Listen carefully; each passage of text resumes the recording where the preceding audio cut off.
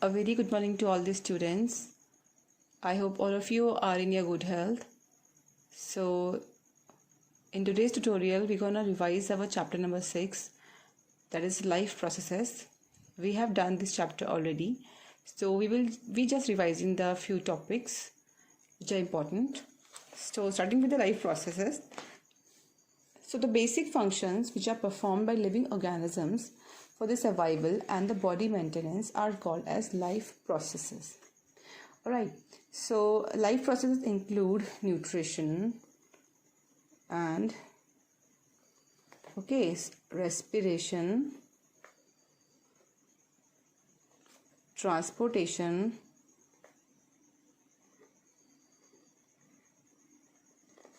and excretion, and many other things like that. So it involves respiration, transportation, excretion, and etc. So first, if we'll talk about nutrition, so nutrition are the process of having the food. So there are two modes of nutrition, that is, one is autotrophic, so it is autotrophic, and the other one is heterotrophic. So when we talk about autotrophic nutrition, this means photosynthesis. Now, because autotrophs are the plants which make their own food, so that means photosynthesis. Alright, so photosynthesis is the process by which green plants make their own food with the help of CO2 and H2O in the presence of chlorophyll and sunlight. Like there will be 6 CO2 in the presence of water, along with the water, and in the presence of sunlight, and chlorophyll. So we'll get energy, this glucose, and 6O2 and 6H2O. So this is a process by which green plants make their food with the help of CO2 and water in the presence of chlorophyll and sunlight. Alright, so now in this, the raw material which we used for the photosynthesis are chlorophyll and sunlight. So these are the raw material, and the site of photosynthesis is chloroplast. Okay, so chloroplasts are the green color pigment which are called as chlorophyll. So the main events of photosynthesis are, the main events what happens in the photosynthesis are, number one is the absorption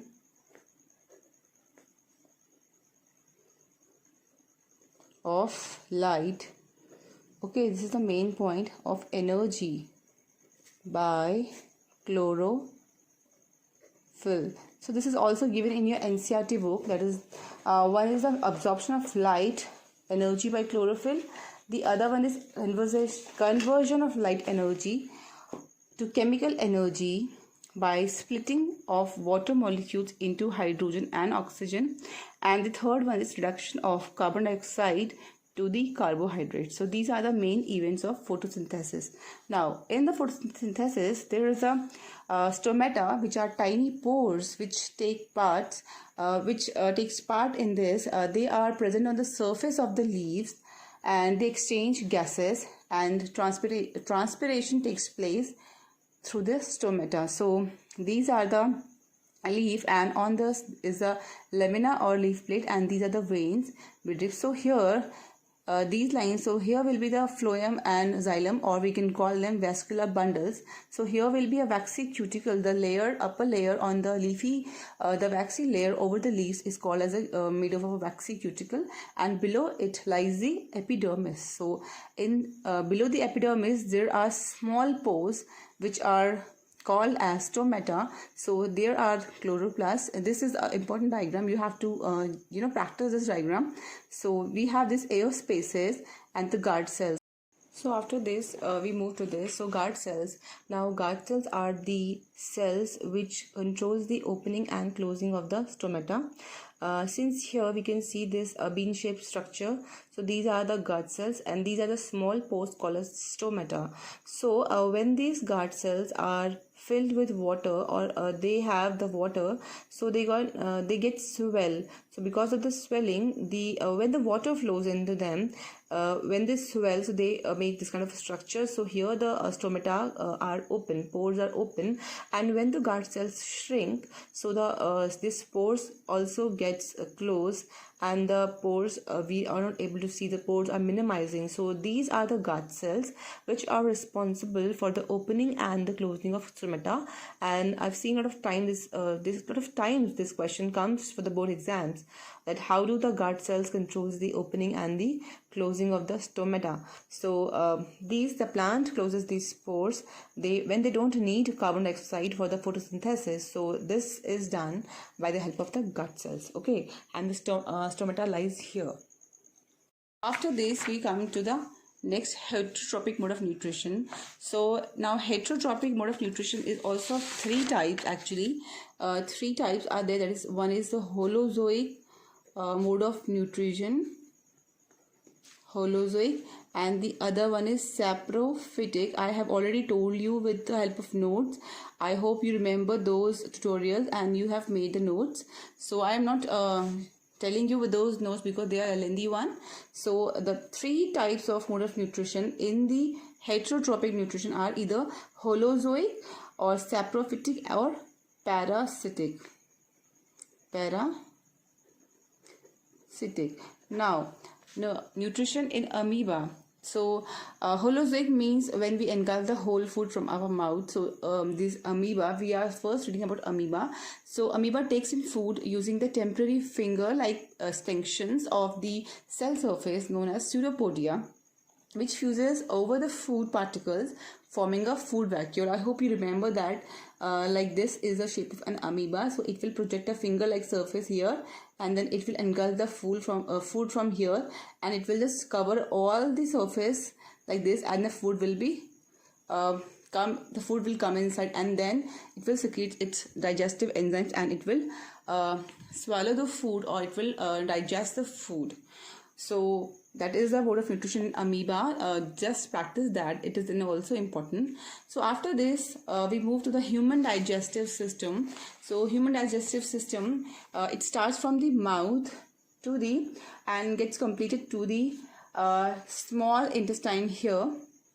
So once we eat the food and it reaches to the esophagus, it enters to the stomach through this food pipe. Now in this food pipe walls, there is a contraction and expansion, and that is called as peristaltic movement. So this peristaltic movement allows the food to reach from the food pipe to the stomach. So after the food moves to the stomach, now stomach is a J-shaped kind of an organ which is in the left side of the abdomen. So the food is further digested in the stomach, and the food is churned in the stomach for about 3 hours, and during this time the food breaks down into smaller pieces and forms the semi-solid paste. So the stomach walls contain 3 tubular glands. So they have some stomach gastric juices, and the juices contains HCl, that is hydrochloric acid, and the enzymes called pepsin and mucus. So mucus is secreted so that the stomach walls did not get affected by the hydrochloric acid, because hydrochloric acid is very acidic in nature. And the enzymes called as pepsin, which begins to digest the protein which are present in the food to form smaller molecules. So the protein digestion begins in the stomach itself, and the protein present in the food are digested to form smaller molecules. So in the presence of acid, pepsin can act fully and it can break down the food. So the gastric juices or the acidic medium allows it secretes the enzymes or pepsin so that it can digest the food protein properly, which are present in the food. So the other function of HCl is that it kills the bacteria which are present in the food, or they which enter to our stomach. And the mucus, we know that mucus helps to protect the stomach wall from the secretion of hydrochloric acid. So when the food from the stomach is digested partially, so it reaches to the small intestine here. So this is the actually long intestine when we will see the length, but the size of this tube is very small, so we call it a small intestine. So this small intestine is actually very long, but it is very narrow. So it is arranged in the form of a coil in our stomach. So the small intestine in the human being have the complete digestion of carbohydrates, protein and fat. So in the small intestine there are two glands which sends their secretion here. So this is the liver, and here lies a small area below the stomach which we call as pancreas, leaf-like structure. So these liver and pancreas, they also secrete some juices. So liver secretes bile juice, which is a greenish yellow color liquid, and it is made in the liver, and it is generally stored here in the gallbladder.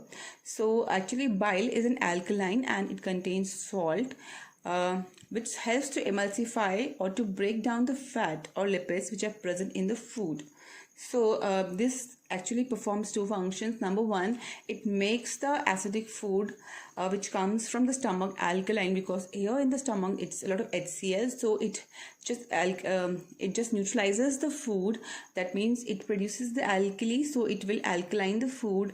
It will reduce the acidity of food, so that the pancreatic enzymes, because the pancreas also will secrete some enzymes, so that the pancreatic enzymes can act on it.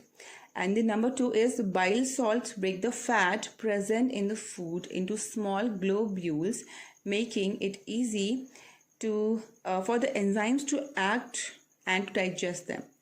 So after it happens, now the pancreas works. Now pancreas are the large glands which lies. So liver is also a gland actually, because it is an organ, but it is also a gland. So after this, pancreas is the large gland which it lies parallel to the stomach, or it is just below the stomach, and pancreas secretes pancreatic juices which contains digestive enzymes. Okay, so everything is written in your book. You can see your book and you can just underline it, like here it's written peristaltic movement.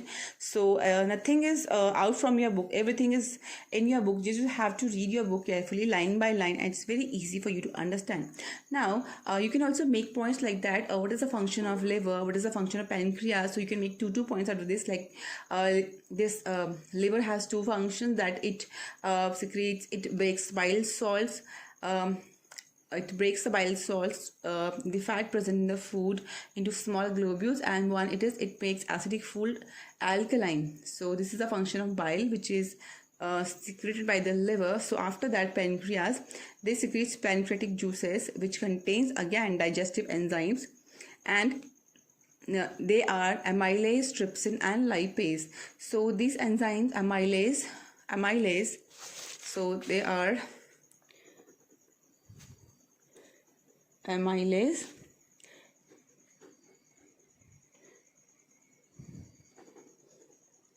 trypsin and lipase.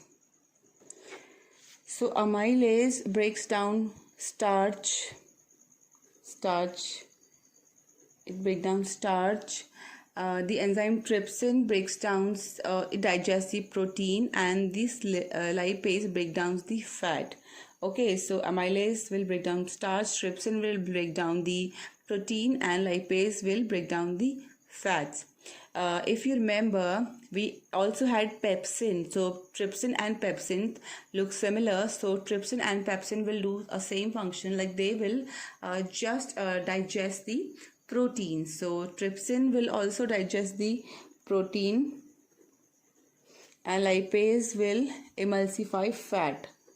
Okay, so these three enzymes are present in pancreas. They are amylase, trypsin and lipase, and pepsin is present in our stomach. And remember that pepsin always acts when there is an acid. So in the stomach we have HCl and the pepsin, so it will help the protein to break down in the digestion of proteins to a smaller molecules.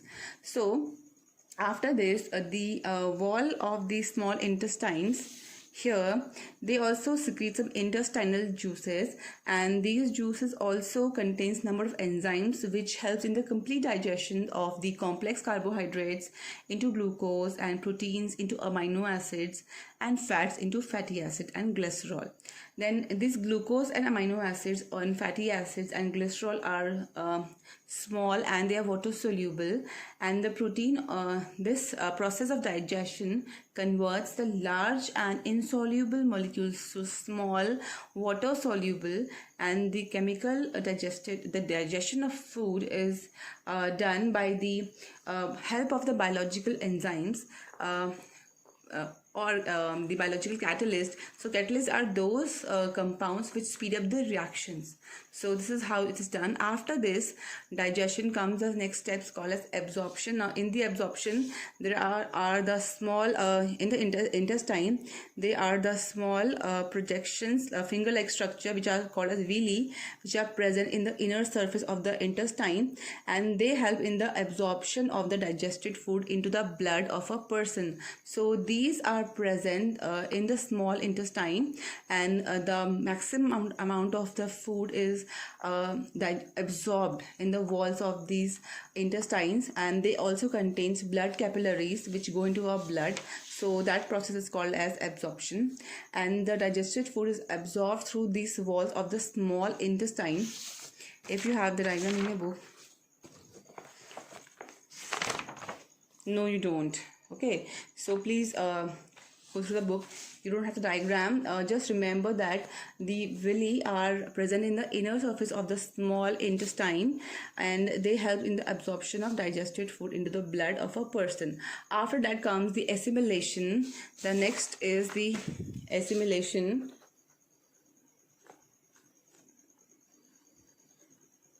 In the assimilation, the blood carries the digested food to all the part of the body, where it becomes assimilated in the parts of the cell, and this food is used by the body to obtain energy, as well as it is also used for the growth and repair of the cells and of the body. So the energy is released by the oxidation and of assimilated food in the cellular respiration or in the cell during the respiration. So this digested food is not used immediately, but it is stored somewhere in the form of carbohydrates, or which is called as glycogen, and this glycogen is also called as it is also stored as energy in the body when we require it.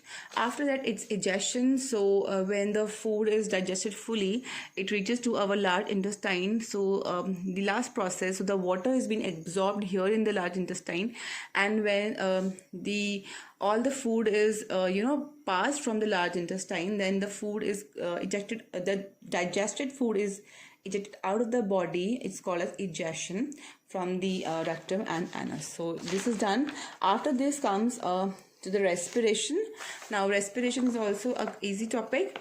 You have learned this. So it is a process in which living organisms involved in the production of energy. So there are two types of respiration, that is aerobic respiration, and the other one is anaerobic respiration. So in the aerobic respiration, it is in the presence of oxygen,